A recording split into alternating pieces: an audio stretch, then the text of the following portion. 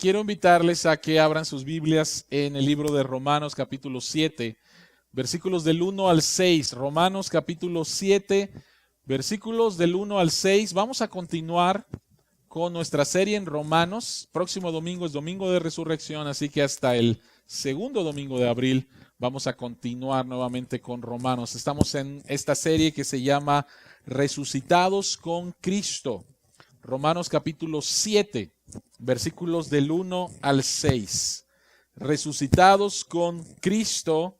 Romanos capítulo 7, versículos del 1 al 6. Este es el mensaje número 5, un cambio verdadero. Esta es la palabra de Dios. Hermanos, les hablo como quienes conocen la ley. ¿Acaso no saben que uno está sujeto a la ley solamente en vida? Por ejemplo, la casada está ligada por ley a su esposo solo mientras éste vive. Pero si su esposo muere, ella queda libre de la ley que la unía a su esposo. Por eso, si se casa con otro hombre mientras su esposo vive, se le considera adúltera. Pero si muere su esposo, ella queda libre de esa ley y no es adúltera, aunque se case con otro hombre.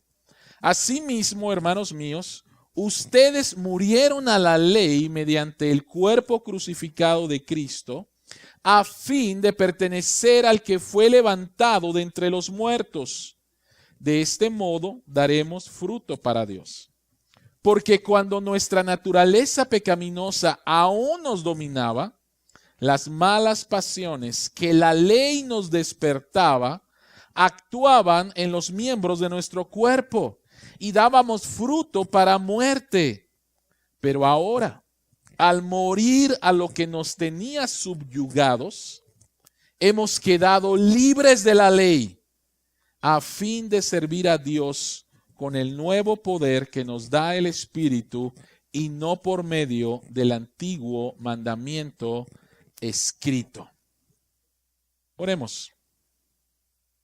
Señor que estás en los cielos, nuevamente al regresar al libro de Romanos, pedimos que abras nuestros ojos para ver las maravillas que hay en tu palabra y que tu Espíritu Santo nos guíe a toda verdad.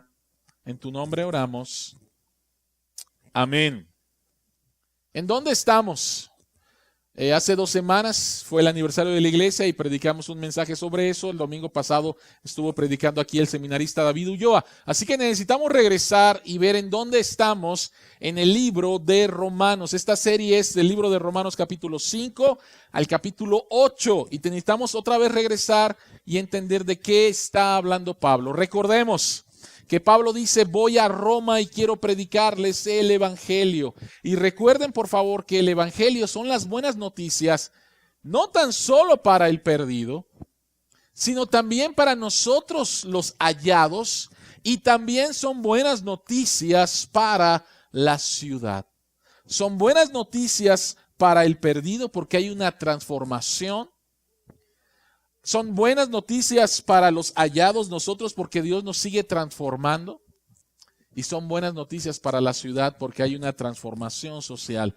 Todo con respecto al entendimiento del evangelio. Y es lo que dice Pablo. Y Pablo empieza a explicar el evangelio. Y de Romanos capítulo 1, 18 hasta el capítulo 3, versículo 20, Pablo dice: señores, las buenas noticias empiezan con malas noticias, y las malas noticias son que el pecado nos ha dividido, nos ha separado de Dios. No importa si eres una persona religiosa, no importa si no te importa la religión, estás separado de Dios. Y a partir del capítulo 3, versículo 21, nos dice entonces Pablo cómo nos podemos salvar. Y Pablo dice que nos podemos salvar, y es lo que el seminarista David Ulloa predicó el domingo pasado. Solamente nos podemos salvar a través del sacrificio de Jesucristo. Él lo pagó absolutamente todo, y todo aquel que cree en Él, sus pecados son perdonados, tiene nueva vida, empieza a experimentar la vida eterna. Y capítulo 4, Pablo empieza a decir que esta salvación no es nueva. y da el ejemplo de David y da el ejemplo de Abraham, de que ellos también se salvaron por fe en el medio que Dios había puesto.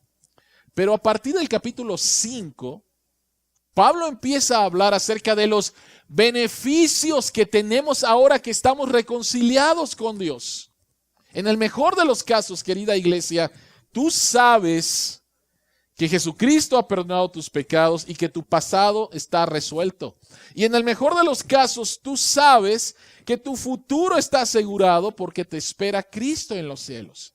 Pero lo que a veces no entendemos es cómo aplicar el evangelio en el aquí y en el ahora. Y es lo que Pablo está hablando en estos capítulos 5 al 8 es: vive, disfruta de los resultados de la reconciliación que Cristo hizo. Y capítulo 5 empieza hablando acerca de la paz de Dios y de que tenemos entrada a la gracia y que nuestros sufrimientos presentes nos van a traer un buen fruto, que nuestros sufrimientos son redimidos, que el amor de Dios nos acompaña en los momentos difíciles. Y empieza a hablar acerca de todas estas cosas. Y después en capítulo 5, versículo 12 en adelante nos habla da un resumen acerca de la historia de la salvación. Y él dice: o estás en la familia de Adán o estás en la familia de Cristo. Y si estás en la familia de Cristo, todas estas cosas verdaderamente son reales. Y una de las cosas más importantes que él empieza a hablar en el capítulo 6 y que son de las menos entendidas entre los cristianos es tu nueva relación con el pecado. Y Pablo dice: por causa de Cristo tú tienes una nueva relación con el pecado.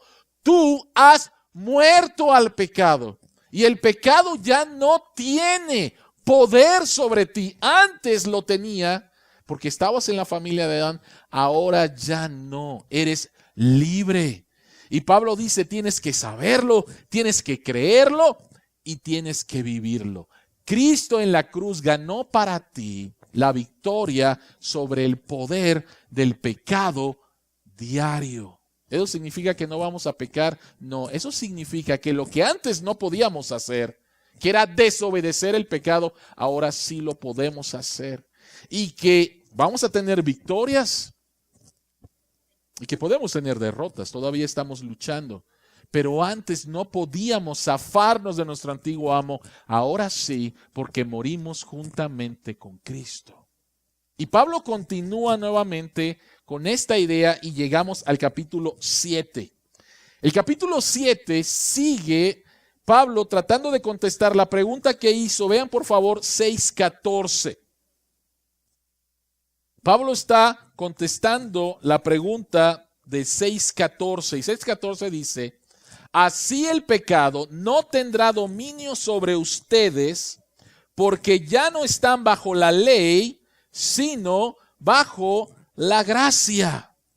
En la iglesia en Roma estaba compuesto por gentiles y por judíos. Los gentiles son los que no son judíos. Y para los judíos debió de haber sido bastante extraño y muy fuerte la declaración de Pablo de que el pecado ya no va a tener dominio sobre nosotros porque no estamos bajo la ley. Porque para los judíos lo que se les había enseñado es que era la ley la mejor arma que tenían para enfrentar el pecado y que la ley era lo que iba a producir santidad en ellos.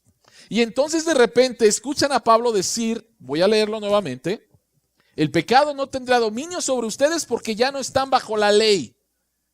En otras palabras, lo que Pablo les está diciendo es: si entiendes que ya no estás bajo la ley, vas a pecar menos.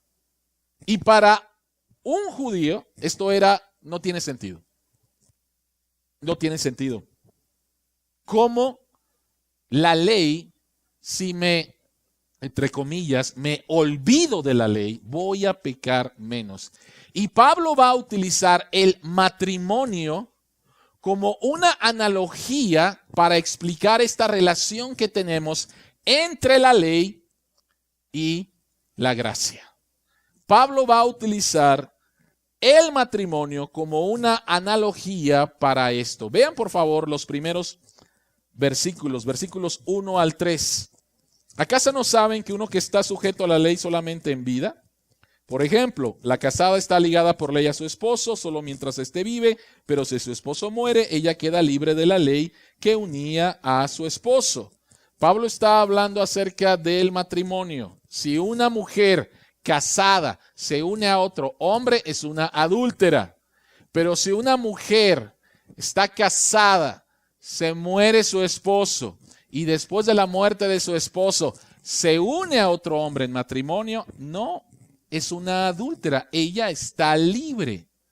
Y Pablo entonces nos trae lo siguiente. Nos presenta dos matrimonios. El matrimonio con la ley, el cual es un matrimonio fallido, y el matrimonio con Cristo, el cual va a ser un matrimonio floreciente.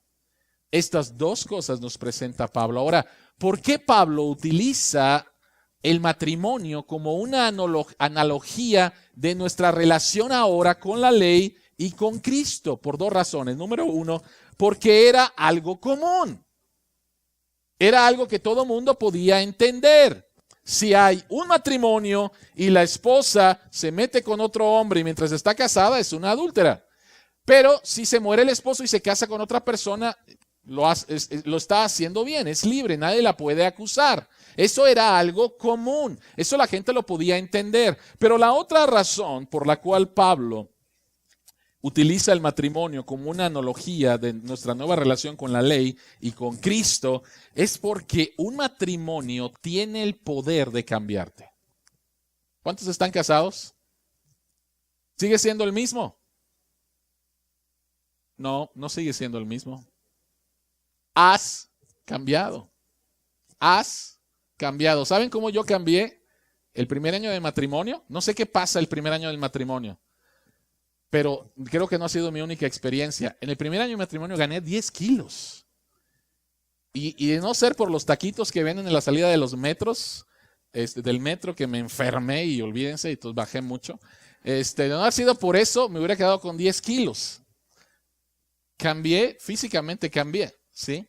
El matrimonio tiene el poder de cambiarte toda tu vida, ¿sí? Absolutamente toda tu vida. Y un buen matrimonio puede ser que una mujer florezca. Y un mal matrimonio puede ser una maldición para una mujer. El matrimonio realmente cambia a las personas. Entonces, encontramos aquí en estos versículos dos matrimonios funcionales. Estar casado con la ley, lo cual es algo fallido, y estar casado con Cristo, lo cual es un matrimonio florecente. Vean por favor el versículo 4, que es la clave de todo este pasaje. Versículo 4, por favor. En el versículo 4, Pablo dice: asimismo, hermanos míos, ustedes murieron a la ley mediante el cuerpo crucificado de Cristo, a fin de pertenecer al que fue levantado de entre los muertos. De este modo daremos fruto para Dios. Dos esposos, la ley y Cristo, y los resultados de estar casados con la ley o con Cristo son diametralmente opuestos. Así que vayamos al número 1. La pregunta que queremos contestar en esta mañana es: ¿cómo cambia realmente la gente? El matrimonio cambia a la gente. Y lo que Pablo está diciendo en estos capítulos del 5 al 8 es: ve cómo eres transformado. Pero puede ser una transformación para mal o puede ser una verdadera transformación. Así que hablamos en primer lugar, lo podemos poner número 1, el matrimonio que falla. ¿Cuál es el matrimonio que falla? El estar casado con la ley. Vean el versículo 1. Pablo dice: hermanos, les hablo como a quienes conocen la ley. ¿De qué ley está hablando Pablo? ¿De qué ley está hablando Pablo? Lo podemos poner. Pablo está hablando acerca de los 10 mandamientos. Pablo está hablando acerca de la ley mosaica. Y lo primero que quiero decir es esto. La ley de Dios, lo podemos poner, la ley es algo bueno, porque la ley es la expresión del carácter santo de Dios y su voluntad para nuestra vida. Entonces, a ver, pastor, no entiendo lo que usted está diciendo. Me está diciendo que la ley es buena, pero casarme y tener como esposo a la ley es algo malo. Cada vez que yo esté mencionando aquí ley, por favor, quiero que entiendan esto. Estoy mencionando la ley como el medio para buscar mi santificación. La ley como el medio para ser aceptado por Dios. Y en ese sentido, la ley se convierte en algo completamente contrario al propósito de Dios. Entonces quiero volver a decirlo, la ley es algo bueno, pero si no lo utilizas conforme al propósito de Dios, se va a convertir en un esposo tirano. ¿Me doy a entender? En un esposo tirano y espantoso. ¿Por qué? Vean por favor, lo podemos poner, vean por favor el versículo 7, el versículo Romanos 7:6. Pablo dice, pero ahora, al morir a lo que nos tenía subyugados, y Pablo está hablando acerca de la ley. Pablo está diciendo que si estás casado con la ley, vas a ser esclavizado. Vives en esclavitud. Vives subyugado. Y la ley lo hace de dos maneras. La primera de ellas es que la ley demanda perfecta obediencia. Si tú decides permanecer en matrimonio con la ley te dice, debes obedecerme de manera perfecta. ¿Algún esposo ha dicho eso a su esposa? Así se acabarían todos los problemas, ¿no, esposos? La ley dice, me debes de obedecer de manera perfecta. El problema es este, y nuevamente no tengo que convencerlos. El problema es que no somos perfectos. Y por lo tanto, lo que hace la ley es condenarte. Fallaste. Y por lo tanto mereces un castigo. Esa es una manera en la cual la ley se convierte en un yugo. Y vean por favor, lo podemos poner. Hubo un tiempo al inicio de la iglesia cristiana, cuando el evangelio sale de Palestina y empieza a llegar a gente que no son judíos y empieza a crecer la iglesia, que hubo gente de la iglesia en Jerusalén que dijo, oye, esto está medio raro, mira, se están convirtiendo los corintios, los gálatas, los de Tesalónica, qué bien que se están convirtiendo, pero necesitamos llevarles la ley y decirles que la vida cristiana, perfecto, has creído en Cristo, pero mira, aquí está la ley y la tienes que cumplir. Fue tanto el problema que la razón por la cual se hizo el primer concilio de la iglesia cristiana fue para tratar este problema. Los cristianos gentiles tienen que guardar la ley, tienen que seguir casados con la ley. Y vean por favor a la conclusión que llegaron en Hechos capítulo 15, versículo 10 y 11. Dice el texto, entonces, ¿por qué tratan ahora de provocar a Dios poniendo sobre el cuello de esos discípulos un yugo que ni nosotros ni nuestros antepasados hemos podido soportar? No puede ser. Más bien, como ellos, creemos que somos salvos por la gracia de nuestro Señor Jesús. En ese primer concilio, tratando ese problema, Dios le dio sabiduría a Santiago, quien es el que estaba presidiendo, pastor de la iglesia en Jerusalén, y dijo, oigan, a ver, hermanitos judíos, Nosotros no hemos podido cumplir la ley. La ley se ha convertido en una carga demasiado pesada. Y ustedes quieren llevar esa carga a los gentiles, a los cristianos gentiles. No podemos hacer esto, y gloria a Dios que Dios guió a su iglesia a que tomaran la decisión de no poner esa carga porque no es bíblica en primer lugar. Si tú quieres seguir casado con la ley, perfeccionarte a través de la ley, pensar que es la manera en la cual puedes derrotar el pecado, ser aceptado por Dios y crecer en santidad, lo único que vas a poner sobre ti es un yugo, es una carga. ¿Por qué? Porque ya lo sabes, que no eres perfecto. Ahora, en segundo lugar, regrésate por favor. En segundo lugar, no tan solo la ley te condena, tu marido te condena, sino por miedo a la condenación, entonces tu motivación es el miedo. Pórtate bien, o si no te va a ir mal. ¿Por qué me voy a portar bien? ¿Porque amo a Dios? No, porque me va a condenar. No digas mentiras, porque si dices una mentira, castigo de Dios. Entonces, ¿no voy a decir mentiras porque amo a Dios? No, porque hay castigo. ¿Te das cuenta? En primer lugar, te condena, te motiva a obedecer por miedo, y cuando estás obedeciendo a alguien por miedo, todo se trata de ti. Y te conviertes en una persona más egoísta, porque se trata de ti, se trata de ti y se trata de ti. Tú tratando de ganar ventaja.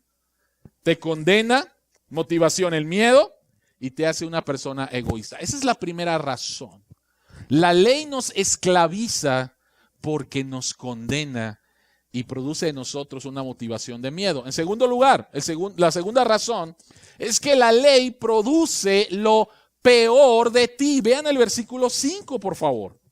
El versículo 5, Romanos 7:5 dice, porque cuando nuestra naturaleza pecaminosa aún nos dominaba, las malas pasiones que la ley, ¿qué? Que la ley nos despertaba. A ver, ¿cómo que la ley nos despierta malas pasiones? La ley es el instrumento, ¿lo podemos poner? La ley es el instrumento que el pecado utiliza para producir más pecado. A ver, explíquenme esto. La ley, algo bueno, es el instrumento que el pecado utiliza para producir más pecado. A ver, no entiendo. Se los explico con una anécdota de San Agustín. San Agustín en su libro Confesiones, y son sus confesiones. ¿Estás interesado en leer las confesiones de alguien? Ve y busca las confesiones de San Agustín. San Agustín dice que un día él estaba pasando por una huerta de peras con sus amigos y que había un anuncio que decía no tomar las peras. Y él dice que desobedeció completamente eso, no porque tuviera hambre, no porque le gustaran las peras terminaron siendo comida para los cerdos. Simplemente entró ahí por el puro placer de desobedecer eso. ¿Alguna vez le has dicho a un niño, no lo hagas? Y el niño así, bien sonriente, viéndote y sonriendo, y órale, hace exactamente lo contrario a lo que le estás diciendo. Qué interesante lo que dice Pablo. Dice, las malas pasiones que la ley nos despierta. El que te digan, no hagas algo, despierta en ti que, lo voy a hacer. Y así como la condenación produce en ti la motivación por miedo, voy a obedecer por miedo si no me castigan, el que la ley produzca lo peor de ti va a producir miedo a la opresión.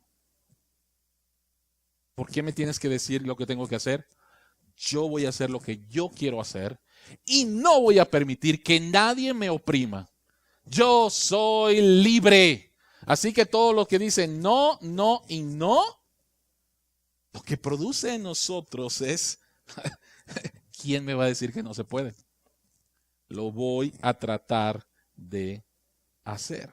Entonces, si estás casado con la ley, esta te mantiene cautivo de dos formas. ¿Lo podemos poner? Te mantiene cautivo con un miedo a la condenación o con un miedo a la opresión. ¿Lo podemos poner, por favor? Y vean, por favor, cómo lucen dos personas que son esclavas de la ley. Lucen completamente diferente. Una persona tiene miedo de ser condenada y hace cosas buenas con motivos completamente egoístas. Y otra persona, por miedo a la opresión, se va a rebelar y se convierte en una persona egoísta. Pero vean, por favor, las dos maneras. Una persona haciendo cosas buenas y otra persona es rebelándose y rebelándose y rebelándose. Y al final, lo que tenemos es simple y sencillamente muerte. ¿Lo podemos poner? El fruto del matrimonio con la ley es muerte. Es una muerte funcional. Es una muerte con Dios y es una muerte con tu prójimo. Con Dios porque piensas que simplemente Dios es alguien que te está condenando. ¿Quién va a querer esa clase de Dios? Y con tu prójimo porque al final otra vez, al final es yo y yo y yo. Punto y se acabó. Querida iglesia, desgraciadamente muchos de nosotros seguimos pensando en la ley como el medio para ser transformados. Y no es así. No es así. Ahorita vamos a explicar cómo la ley se convierte en lo que verdaderamente es. Eso es estar casado con la ley. Ahora, Pablo dice, déjenme decirles, un mejor matrimonio. Este matrimonio es fallido. Les voy a presentar un matrimonio mejor. El matrimonio con Cristo, que es el que verdaderamente nos cambia. Lo podemos poner, número 2, el matrimonio que florece. Versículo 6 nuevamente. El texto dice, asimismo, hermanos míos, ustedes murieron a la ley mediante el cuerpo crucificado de Cristo, a fin de pertenecer al que fue levantado entre los muertos. ¿Qué es lo que dijo Pablo? Pablo dice, si una mujer casada, su esposo todavía vive, se mete con otro hombre, es una adúltera. Pero si su esposo ya murió y se casa con alguien más, no hay ningún problema. Pablo dice, ustedes ya murieron a su antiguo esposo, ahora están libres, y como dice el texto ahí, de pertenecer, de formar parte de una nueva relación, y esta es con Cristo. Había un matrimonio cristiano, y en este matrimonio cristiano que duraron como 50 años de casados, el que muere primero es el hombre, y va al cielo porque era cristiano. Y después de 2 años, la esposa muere y llega al cielo. Y cuando en el cielo la esposa ve al que era su marido en la tierra, la esposa va corriendo, feliz de ver a su esposo, y casi lo abraza cuando el esposo le dice, ¡ey! Hasta que la muerte nos separe, ¿ya? ¿Sí? La muerte causa una separación. Antes estábamos casados con la ley, ahora estamos casados con Cristo. Y este es el matrimonio que florece. ¿Por qué? Adelante, por favor. Estar casado con Cristo produce libertad. Estar casado con la ley dijimos que produce esclavitud. Estar casado con Cristo produce libertad. ¿De qué? De 2 cosas. En primer lugar, somos libres de la condenación. Si tú no cumples la ley te condena. Pero apareció Cristo y vivió una vida de perfecta obediencia a su Padre. de perfecta obediencia por amor a su Padre. Y va a la cruz, y en la cruz Dios acredita nuestros pecados a Cristo, se los imputa, trata a Cristo como un pecador, y la condenación de Dios, Dios está viendo a Cristo en la cruz como el violador de todas las leyes. Y justamente Dios abandona a Cristo, castiga a Cristo, condena a Cristo.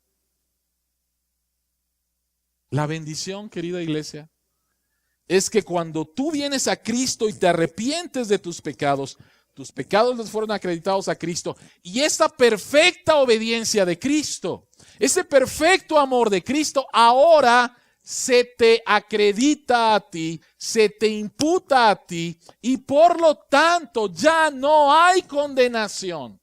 Romanos 8:1. Por lo tanto, ya no hay ninguna condenación para los que están unidos a Cristo Jesús. E iglesia, lo cantamos también nosotros. Entonces, si yo digo el día de hoy, por favor, tráiganme el expediente de Carlos Vélez, ¿sí? Tráiganme el expediente de Carlos Vélez. Y de repente vamos al archivo y busco Carlos Vélez y de repente digo, ah, caray, sin mancha, sin defecto. Y alguien dice, espérame, yo lo conozco, yo le sé unos secretitos a Carlos. Pero Dios dice, esos secretitos malos que tú conoces a Carlos, yo ya se los imputé a Cristo. Y la justicia de Cristo se los imputé a Carlos. Y Carlos ahora, porque está en Cristo, está libre de condenación. El estar casado con Cristo nos da libertad de la condenación. Querida iglesia, querido amigo, querido hermano que me escuchas, si vives en condenación, no has creído, no has confiado, no has entendido el evangelio, sigues casado con la ley. Eres libre de toda condenación. Ya no hay quien te pueda condenar. Amén.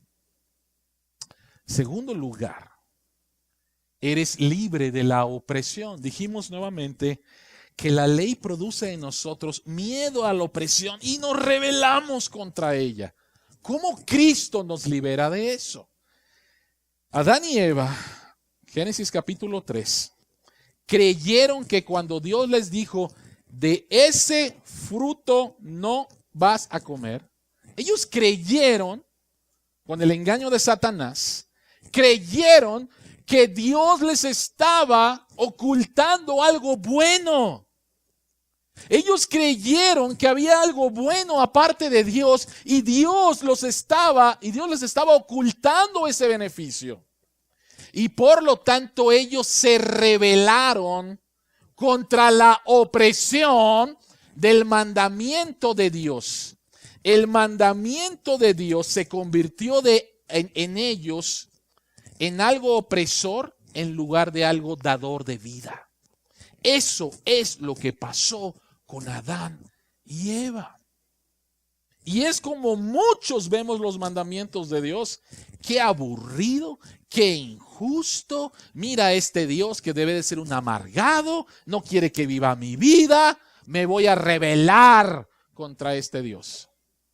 Vemos los mandamientos de Dios como mandamientos opresores en lugar de mandamientos de vida. Ahora, ¿cómo Cristo cambia esto? ¿Lo podemos poner? Adelante. ¿Cómo Cristo cambia esto? Cristo lo cambia cuando nos damos cuenta del profundo amor de Dios. Que en nuestra más grande miseria, en nuestra más grande desesperación, en nuestro no sentido de la vida, de repente nos damos cuenta de este Dios que viene a rescatarnos por amor. Y en lugar de condenarnos a nosotros, Él va a la cruz, que es lo que vamos a celebrar en esta Semana Santa. Y si todavía no entiendes la profundidad de ese amor de Dios, te invito a que vayas en oración a Dios y dile, Señor, es que no entiendo, he escuchado tanto de que me amas y me amas y me amas y toda la vida he estado en mi iglesia y que me amas, pero no entiendo este amor. Y te aseguro que Dios va a hacer algo por medio de su palabra y su Espíritu Santo para mostrarte y que profundices en esa clase de amor. Y cuando entiendes esa clase de amor y vuelves a ver los mandamientos de Dios, te das cuenta que no son mandamientos opresivos.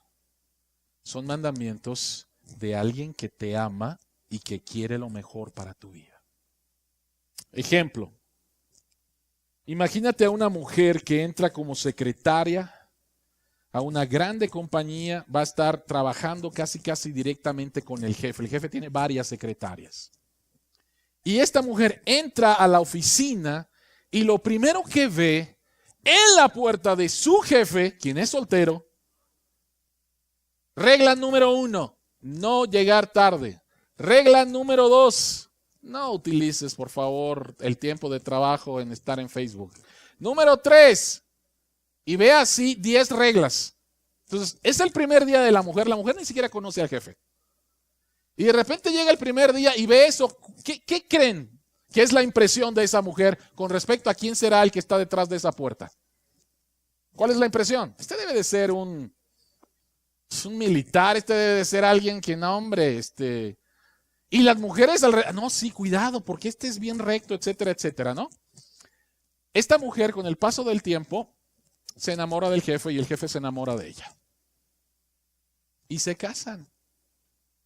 Y sigue trabajando ahí. Y cuando ve las reglas ahora del que ahora es su marido, ¿cómo las ve? ¿Como el opresor ese que pensó el primer día? O mi marido, que yo sé que es bien bueno y que busca lo mejor para sus empleadas. ¿Qué cambió? ¿Cambiaron las leyes? No, las leyes no cambiaron. Lo que cambió fue la relación. Ahora esta mujer ama al dador de la ley. Ha experimentado su amor y ve las leyes no como opresoras, ve las leyes como dador de vida. Y es lo que pasa con los cristianos cuando entendemos el amor de Dios y de repente veo que Dios dice no, en lugar de inmediatamente decir tú opresor, no es cierto. Digo, Dios me ama y lo demostró de la manera más intensa. Envió a su Hijo Jesucristo a morir. Y si Dios me está diciendo que no, no lo está diciendo para negarme un placer, para negarme algo bueno. Dios lo está haciendo porque me ama. Por lo tanto, voy a obedecerlo. No por miedo, porque tengo una relación con Él. Estoy casado con Él. Sino porque sé que me ama. ¿Te das cuenta? El estar casado con Cristo nos libera de la condenación y nos libera de la opresión. Y estamos en esta relación de amor. Número 3, ¿cuál es el fruto del matrimonio con Cristo? Versículo 4 dice, a fin de servir a Dios. Y versículo 6, a fin de servir a Dios con el nuevo poder que nos da el Espíritu. El estar casado con Cristo produce un fruto. Dijimos que el estar casado con la ley produce muerte. Si crees que la ley fue dada para transformarte, estás equivocado y lo único que va a producir en ti es muerte. Pero si estás casado con Cristo, va a producir un nuevo fruto. ¿Qué significa servir a Dios con el nuevo poder que nos da el Espíritu? Vean por favor 2 textos, van a aparecer ahí en la pantalla. 2 textos en el Antiguo Testamento. El primero de ellos, Ezequiel 36, 26 y 27. Y el profeta profetiza, les daré un nuevo corazón, subrayen ahí, nuevo corazón, y les infundiré un espíritu nuevo. Les quitaré ese corazón de piedra que ahora tienen y les pondré un corazón de carne. Infundiré mi espíritu en ustedes y haré que sigan mis preceptos y obedezcan mis leyes. ¿Qué es lo que estaba mal? Que antes no tenían este nuevo corazón y las leyes eran opresoras desde su punto de vista. Pero ahora que Dios les ha dado un nuevo corazón, así como el ejemplo que acabo de poner, ahora ven las leyes y dice entonces el salmista, oh, cuánto amo yo tu ley. ¿Alguna vez leíste ese texto? Y dijiste, no hombre, este cuate es legalista, ¿cómo que amo tu ley? No, ahora, en mi nueva relación con Cristo, ahora que estoy casado con Él, ahora que entiendo su amor, yo digo, oh, cuánto amo yo tu ley. Porque tu ley es el reflejo de tu carácter y tu ley es tu voluntad para mí como tu hijo. Por lo tanto, amo tu ley. Jeremías capítulo 31, versículos 31 al 34 también el texto habla acerca de que Dios nos va a dar un nuevo corazón. Entonces, adelante por favor. Entonces, el verdadero cambio ocurre de la siguiente manera. Mucha gente quiere que el cambio ocurra de afuera hacia adentro. Y es lo que todas las promesas que nos van a hacer los políticos en los siguientes meses. Ellos van a cambiar todo de afuera hacia adentro. ¿Sabes qué? Eso no es posible. O lo voy a decir de esta manera. Eso va a producir cambios cosméticos, cambios superficiales. La ley no tiene ningún poder para cambiar tu corazón. No fue dada para eso. En cambio, el verdadero cambio, Cristo viene a ti y te da un nuevo corazón. Te cambia de adentro hacia afuera. Ese es el verdadero cambio. Cristo te da un nuevo corazón. Cristo te da nuevos deseos. Y lo que tú decías antes, no hombre, que ir a la iglesia, por favor, eso es bien aburrido. Ahora dices, ¿sabes qué? Desde que me convertí, ahora me gusta ir a la iglesia. Ay, qué payaso y no sé. No. Aquí no se trata de payasadas ni que me obliguen a ir a la iglesia. Tengo un nuevo deseo. Tengo un nuevo corazón. Quiero conocer a Dios. El que me amó tanto que murió por mis pecados. Ese es el verdadero cambio. ¿Lo podemos poner? ¿Y qué clase de fruto da? El fruto que da nos lo describe Gálatas capítulo 5, versículos 19 al 23. Solamente voy a leer los últimos versículos donde dice que el fruto del Espíritu es amor, alegría, paz, paciencia, amabilidad, bondad, fidelidad, humildad y dominio propio. Y vean lo último que dice. ¿Qué dice? No hay ley que condene esas cosas. Dios te empieza a transformar en la persona que tú quieres ser. Quieres ser una persona que ame, quieres ser una persona paciente, quieres ser una persona que sirva a los demás. Quieres parecerte a Cristo. Y eso es lo que Dios empieza a hacer. Querida iglesia, ¿con quién estás casado? ¿Con quién estás casado? ¿Estás casado con la ley? ¿Sigues pensando que a través de no hagas? Déjenme hacer un breve paréntesis aquí. Padres de familia que tienen hijos. Padres de familia que tienen hijos. Si tú te la pasas diciéndole a tu hijo, no hagas, ¿sabes qué le estás enseñando? Les estás enseñando a estar casado con la ley. Ojo con lo que estoy diciendo porque puedo ser bien malinterpretado. Una cosa es decir a nuestros hijos, esto es lo que dice Dios, y otra cosa es decirles a nuestros hijos, no hagas, y poner sobre ellos, no tan solo no hagas, sino sí hagas, y échale ganas, y los niños cristianos no mienten, y no sé qué, cuando no les has explicado cómo Cristo transforma sus corazones. ¿Me doy a entender? Hay niños que están hartos. Y cuando llegan jóvenes dicen, ya me quiero ir de mi casa porque no soporta a mi papá y sus leyes. Porque todo fue, no, los cristianos no hacen, los cristianos no hacen. La misma cantaleta, ¿sí? Cuando no les has explicado que por causa de su relación con Cristo, tienen ahora un nuevo amo, un nuevo esposo, y que el cambio se da de aquí adentro hacia afuera. que el evangelio es que los está cambiando, que están en un proceso, que corran a Cristo cuando pequen y Él los va a limpiar. En lugar de ver reglas, reglas, reglas. ¿Sí? Padres, me incluyo. Cometemos muchos errores al no entender esto. Y queremos que la ley cambie el corazón de nuestros hijos. La ley no puede cambiar el corazón de nuestros hijos. El evangelio sí. El evangelio sí. El evangelio sí. El evangelio te puede seguir cambiando a ti. El evangelio me puede seguir cambiando a mí y produciendo estos frutos. Querida iglesia, ¿con quién están casados? Si estás casado con la ley, córrele, por favor, divórciate. ¿Sí? Y cásate con Cristo. De hecho, si eres cristiano, estás casado con Cristo. A lo mejor no te has dado cuenta de las implicaciones. Es estar casado con alguien, con el hijo de Carlos Slim, los tres están casados, pero es estar casado con uno de ellos, ¿sí? Y decir, no tengo dinero para el metro. O sea, ¿tú crees que la esposa de unas, ni siquiera se meten al metro, supongo, pero tú crees que la esposa de uno de ellos dice, oye, no tengo dinero para el metro, mi amor, ¿me puedes dar?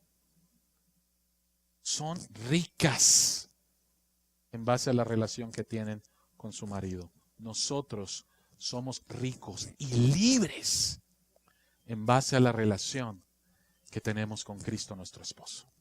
Padre que estás en los cielos, ayúdanos, Señor, ayúdanos.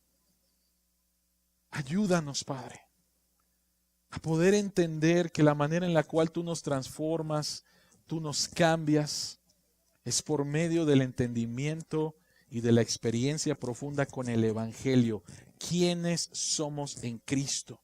Y cuando entendemos esto, entonces la ley la vemos en su verdadero sentido. Jamás fue dada para cambiarnos.